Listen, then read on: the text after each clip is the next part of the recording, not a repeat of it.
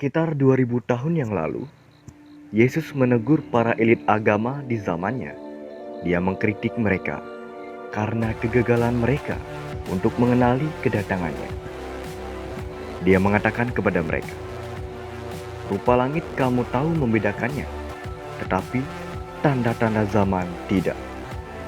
Matius 16 ayat 3. Sama seperti Anda dan saya, para pemimpin agama dapat melihat awan gelap di cakrawala dan mengetahui badai hujan yang akan datang. Dengan cara yang sama, Yesus berkata bahwa mereka seharusnya melihat tanda-tanda itu dan bersiap untuk kedatangannya. Orang Farisi dan Saduki tahu nubuatan tentang Mesias di Perjanjian Lama. Namun, mereka gagal mengenali Mesias. Tetapi, kegagalan mereka relevan dengan zaman dan waktu kita juga. Mengapa? Karena Yesus tidak hanya berbicara kepada orang Farisi dan Saduki ketika dia mengatakan ini, dia memiliki audiens kedua dalam pikirannya, yaitu Anda dan saya. Tepat sekali, Yesus juga berbicara kepada generasi kita. Alkitab dipenuhi dengan nubuatan tentang kedatangan kedua, dan Yesus memerintahkan kita untuk selalu berjaga-jaga untuk Dia. Markus 13 ayat 35 sampai dengan 37. Generasi kita juga diharapkan mengenali tanda-tanda zaman. Tapi, apakah Anda mengenali tanda-tanda zaman tersebut? Dunia berpuas diri. Sayangnya, dunia, termasuk sejumlah orang besar Kristen, tidak memperhatikan Yesus. Mereka tertidur ketika menyangkut topik kedatangan kedua. Meskipun Yesus memperingatkan untuk tidak jatuh tertidur, mengapa saya mengatakan dunia sedang tertidur? Karena saat ini banjir tanda mengelilingi kita. Sebelumnya belum pernah ada begitu banyak tanda kedatangan kedua yang hadir. Berikut ini beberapa di antaranya dari tahun 2020. COVID-19 sejak muncul di Wuhan, China pada akhir 2019, COVID-19 alias virus corona telah mendatangkan malapetaka di panggung dunia. Pertama kali menyebabkan penutupan beberapa kota besar di China, dan akhirnya penutupan tersebut menyebar ke seluruh China, lalu Italia, Spanyol, Amerika Serikat, dan banyak negara di seluruh dunia. Sementara banyak negara telah membuat terobosan untuk meratakan kurva dan bahkan memaksa penurunan kasus baru virus corona yang masih jauh dari kata hilang.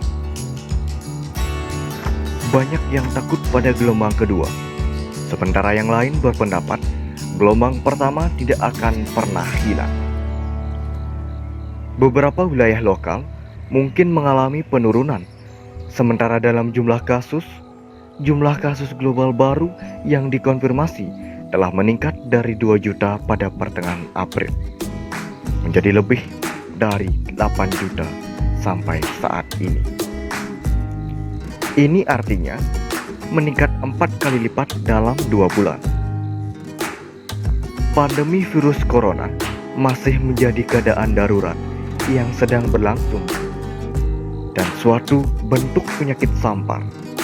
Itu salah satu tanda yang Yesus perintahkan untuk dicari oleh pengikutnya. Lukas 21 ayat 11.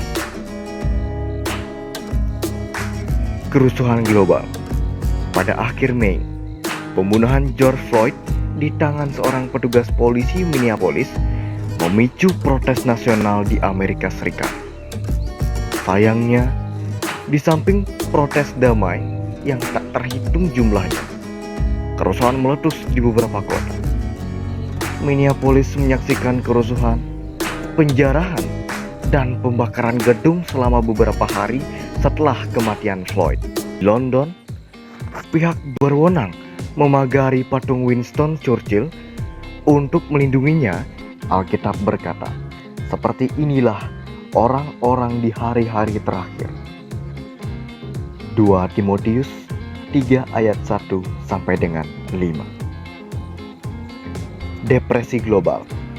Terlepas dari semua pembicaraan tentang pemulihan berbentuk V untuk ekonomi, tidak ada hal seperti itu yang terjadi.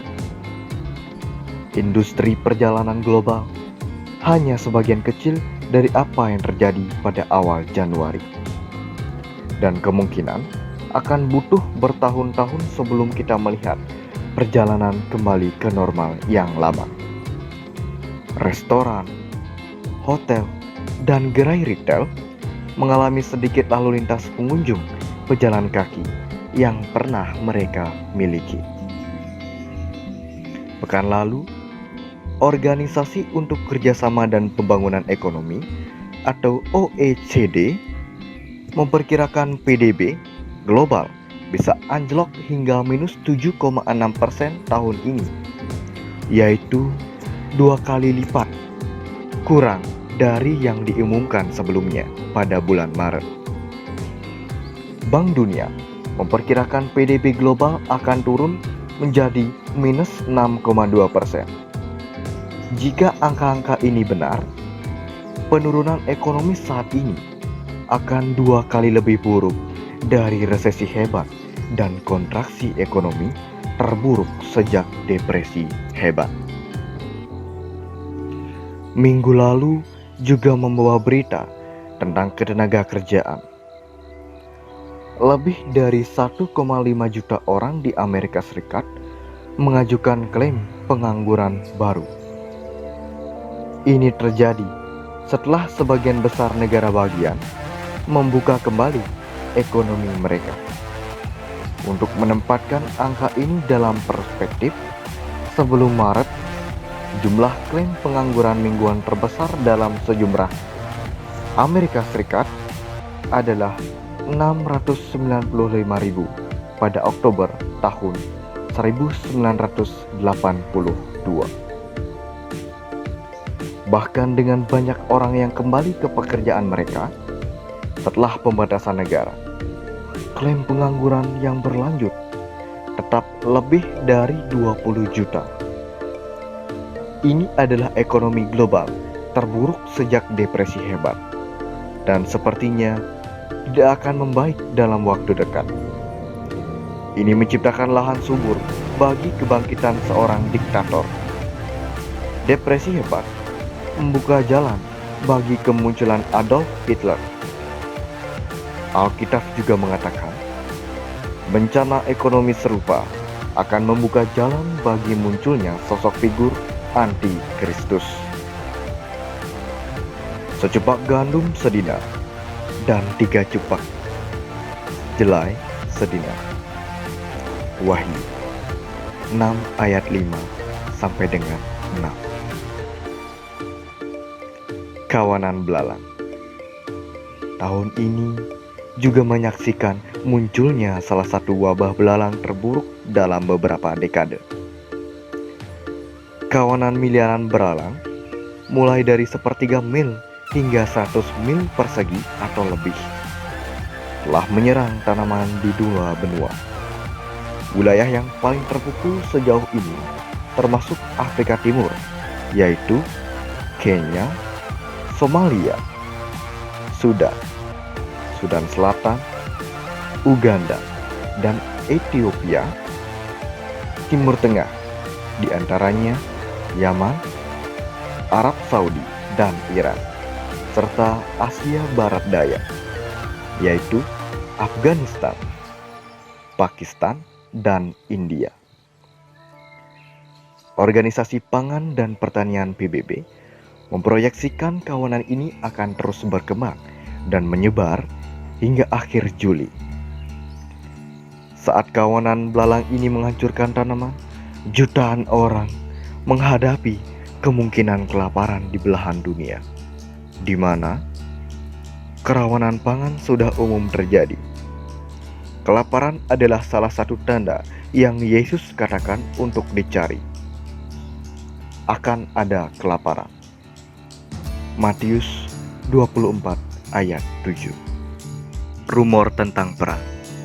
Pada 1 Juli, pemerintah Israel secara resmi akan mempertimbangkan aneksasi sebagian besar tepi barat jika Yordania telah mengatakan akan mengakhiri perjanjian damai 27 tahun dengan negara Yahudi. Otoritas Palestina mengatakan akan mengakhiri hubungannya dengan Israel. Dan Hamas telah memperingatkan pencaplokan semacam itu akan memicu intifada baru. Jika Israel bergerak maju dengan rencana untuk mencaplok semua atau sebagian besar tepi barat, hampir pasti akan menghadapi kecaman luas di komunitas internasional dan perlawanan kekerasan dari musuh-musuh lamanya. Hanya waktu yang tahu apa yang dibawa Juli. Tetapi rumor perang besar tersebar luas. Yesus berkata, rumor tentang perang akan menjadi tanda lain dari kedatangannya. Kamu akan mendengar deru perang atau kabar-kabar tentang perang. Namun, berawas-awaslah, jangan kamu gelisah, sebab semuanya itu harus terjadi, tetapi itu belum kesudahannya. Matius 24 ayat 6.